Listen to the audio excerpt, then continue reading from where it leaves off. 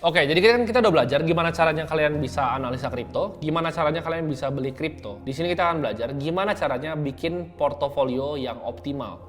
Jadi kita cari risk adjusted return yang optimal. Kenapa? Karena dari setiap investasi pasti ada yang namanya resiko. Aturan pertama dari investasi itu adalah untuk memanage resiko. Jadi kalau kalian lihat di hedge fund, mereka nggak ada yang pernah ngomong, oh mau cari cuan sebanyak-banyaknya. Tapi mereka selalu punya mindset untuk meminimalisir resiko yang ada, bukan mencari cuan sebanyak-banyaknya. Resiko sendiri kalau didefinisikan adalah potensi ketika kita melakukan sesuatu ada yang salah. Di kehidupan kita itu pasti selalu di mana-mana ada resiko. Kayak misalnya kita mau berangkat ke kantor naik mobil, itu pasti ada resikonya. Resiko ketabrak. Pasti ada orang yang naik mobil, tabrak dan meninggal. Itu nggak mencegah kalian untuk nggak naik mobil. Sama kayak misalnya kalian parasut gitu. Kalian mau lompat dari pesawat pakai parasut. Ada resikonya? Ada. Tapi kenapa kalian lakuin? Karena ada benefitnya. Oh, thrillnya, senangnya. Kalian pasti ngecekin. Kalian double check, kalian triple check. Kalian bener-bener cekin tuh apakah ini parasutnya bisa kebuka atau enggak nih. Jadi resikonya diminimalisir sekecil mungkin untuk mendapatkan kesenangan. Sama di investasi juga sama. Minimalisir resiko untuk mendapatkan return yang kita mau. Nah, ini gua akan ngajarin kalian risk management yang simple dalam kita bisa investing di kripto ya. Yang pertama adalah systemic risk, yang kedua adalah unsystemic risk. Systemic risk ini dimana kayak misalnya FTX. FTX kemarin tuh menurut gue adalah systemic risk, dimana karena FTX jatuh, Bitcoin jatuh, semua harganya ikut jatuh. Jadi kalian mau diversifikasi koin dimanapun akan kena semuanya. Itu adalah resiko dari market as a whole. Jatuh semua satu marketnya. Itu resiko sistemik yang kita nggak bisa hindarin dengan diversifikasi. Nah yang kedua itu adalah unsystemic risk. Ini resiko yang kita bisa hindari dengan melakukan praktek yang namanya diversifikasi. Artinya apa? Koin, misalnya kita yakin banget nih sama satu koin, itu bisa ke nol. Kayak misalnya kita cari koin-koin yang micin segala macam, itu bisa ke nol. Itu masuk ke unsystemic risk, di mana ada peluang suatu investasi kita bisa ke nol. Nah kita cegahnya gimana? Dengan nggak beli cuma satu koin. Contoh, misalnya kalau orang yang zaman dulu, oh percaya banget layer 1 kayak Luna, dia all in di Luna, semua uangnya di Luna, habis karena yang namanya unsystemic risk. Karena kalian nggak ngerti kenapa nggak boleh tuh cuma pegang satu layer 1 coin. Beda seperti Bitcoin dan Ethereum ya, yang memang track recordnya udah terbukti. Nah sekarang pertanyaannya, berapa uang yang kita mau resikokan untuk berinvestasi di cryptocurrency? Dengan ingat, kadang token tuh bisa ada yang jatuh ke nol dan nggak pernah kembali lagi. Ada juga token yang bisa dia jatuh dulu, ya kan? Kita udah panik, kita udah jual, dia baru terbang. Nah itu resiko juga, unsystemic risk juga. Goal dari investasi di kripto adalah untuk mendapatkan risk adjusted return yang optimal, bukan return setinggi-tingginya. Dengan meresikokan semua yang kita punya. Invest only yang lu bisa hilang. Dan kalau hilang itu nggak apa-apa. Ini gue mau kasih contoh dua orang ya, Johnny sama Budi. Johnny misalnya sama Budi sama-sama beli Bitcoin sekarang di harga 260 juta. Terus turun tuh harga Bitcoin tahun depan ke 210 juta.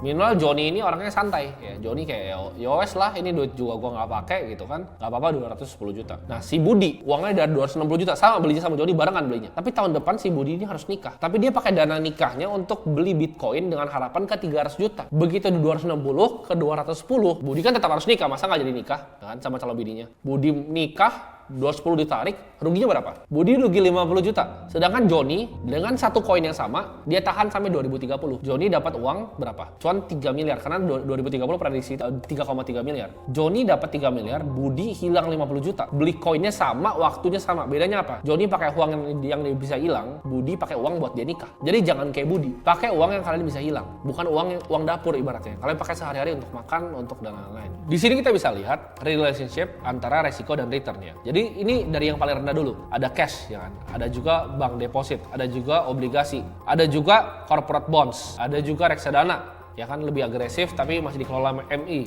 Ada juga saham, ada juga private equity, ada venture capital, dan paling ujung itu kripto. Resiko paling tinggi, tapi returnnya juga paling tinggi. Jadi make sure uang yang kalian taruh di sini itu uang yang kalian bisa hilang. Kita langsung aja, gimana caranya gue akan build portfolio yang konservatif. Jadi ini gue akan bagi 3, konservatif, moderat, dan agresif. Gue langsung kasih tahu aja gimana cara kalian bisa bikinnya. Kalau gue punya uang berapapun, ya gue akan pakai metode yang sama. Konservatif itu simple, 75% taruh di Bitcoin, 25% taruh di Ethereum. Simple, straightforward. Moderat, 50% taruh di Bitcoin, 25% taruh di Ethereum, 25%-nya lagi itu terserah. Kalian mau main altcoin boleh. Jadi misalnya 25% kalian mau bagi. Misalnya 10% kalian taruh Solana, 10% kalian taruh Polygon, misalnya 5%-nya kalian taruh BNB. Dan yang agresif, 25% Bitcoin, 25% Ethereum, 50%-nya altcoin. Ini agresif. Misalnya mau 10 BNB, 10 Solana, 10 Cardano, ya kan, 10 Polygon, 10 Aave. Jadi ini untuk orang yang super agresif mau dapatin return yang lebih tinggi. Kenapa? Karena koin-koin yang seperti Bitcoin, Ethereum pasti lebih lambat dibanding koin-koin yang lebih cepat. Saran gue untuk yang pilih altcoinnya, yang untuk yang moderat sama yang agresif, itu adalah pilih 3-5 altcoin yang kalian benar-benar yakin. Dan kalian pilih industrinya. Misalnya kalian mau di DeFi gitu, kalian mau di decentralized exchange, kalian mau di gaming atau metaverse. Kalian pilih sektor yang kalian pelajarin dalam dan kalian tahu luar dalamnya seperti apa dan kalian masuk. Tetap untuk jaga portfolio tetap harus ada selalu Bitcoin dan juga Ethereum. Sisanya kalian bisa main di altcoin yang lain. Jadi contoh kalau misalnya kita position sizing ya, kita misalnya punya uang, ini gue contoh aja 100 juta. Misalnya kita taruh Bitcoin 75 juta dan Ethereum di 25 juta. Tapi pertanyaannya kalau kayak gini, kapan kita rebalance portofolionya? Jadi rebalancing portofolio itu hal yang dilakukan sama semua investor yang profesional, termasuk gue pribadi. Jadi kalau alokasi yang nggak sesuai apa yang gue mau, gue rebalance. Jadi cara rebalance itu ada dua. Yang pertama itu adalah time rebalancing, yang kedua adalah threshold rebalancing. Maksudnya apa? Time rebalancing itu kalian rebalance kripto kalian berdasarkan waktu. Contohnya, tiap sehari kalian rebalance terus, atau tiap seminggu, atau tiap sebulan, atau tiap tahun kalian rebalance, atau tiap quarter, tiap 3 bulan sekali kalian rebalance portonya. Misalnya Bitcoin 75 juta. Ini gue kasih contoh yang konservatif biar gampang. Bitcoin 75 juta, Ethereum 25 juta. Nah, suatu saat mungkin Ethereum-nya naik ke 30 juta. Nah, itu kan nggak 75-25% lagi. Kalian rebalance tuh. Oh, jual Ethereum buat beli lebih banyak Bitcoin. Atau jual Bitcoin untuk beli lebih banyak Ethereum. Biar dijaga di 75-25%. Value kan increase. Ethereum bisa lebih cepat karena dia lebih high beta. Tapi intinya kalian jaga equilibrium-nya antara 75% di Bitcoin dan 25% di Ethereum. Nah, kalau gue pribadi, gue lebih suka pakai yang namanya threshold rebalancing dibanding time. Karena waktu gue rasa suka-suka orang lah. Memang kalau udah deviasinya jauh, baru gue rebalance simple. Ya, jadi gue pakai threshold rebalancing. Jadi kalau satu aset itu nge-lag dari aset utamanya, ya itu gue rebalance. Sekarang kalau kalian mungkin tanya, karena di akademi ini gue sifatnya transparan, gue suka kasih tahu kalian apa yang gue pribadi beli. Portofolio gue itu mungkin kira-kira seperti ini ya. Itu 58%, sekarang itu masih di Bitcoin. Kenapa? Karena gue lagi nampung nih. Tadi turun lagi, gue bakal hajar lagi. Ethereum gue masih kecil banget, 4% ya. Dan sisanya adalah BUSD, atau gue bisa bilang sebagai cash. Cash gue kenapa besar? 37%. Karena gue lihat siklusnya ini lagi winter kan. Lagi winter, gue lagi nunggu nih 2023 sampai 2024 untuk gua hajar. Jadi strategi gue pribadi ini yang gue lakukan. Gue akan lihat nanti cari altcoin kecil yang gue bisa hajar di lain waktu. Jadi untuk kalian yang mau bikin portofolio, kalian harus tahu dulu kalian mau keluarin duit berapa, duitnya bisa hilang atau enggak, kalian mau bikin portofolio yang seperti apa, agresif, konservatif, atau moderat. Lalu kapan kalian mau rebalance, pakai cara gimana, mau pakai time rebalance atau pakai threshold rebalance. Baru abis itu kalian eksekusi dan beli koin-koinnya.